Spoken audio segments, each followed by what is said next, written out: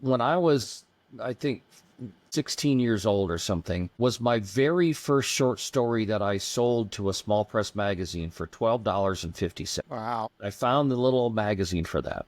And then I found that my mom had kept these in the Keepsakes of Kevin box. And I found this little magazine where I had published a short story when I was a junior in high school about these Wisconsin high school writings magazine that probably had, 100 copies printed or something.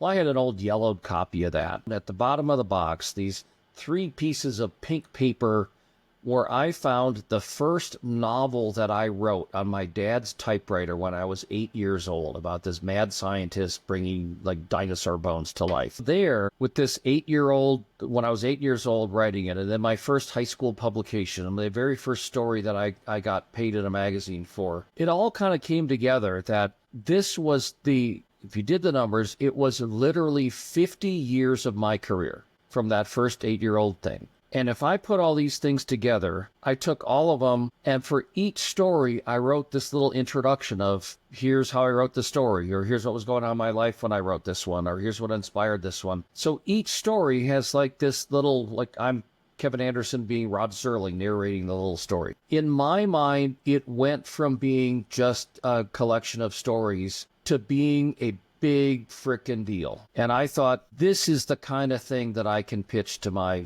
fans.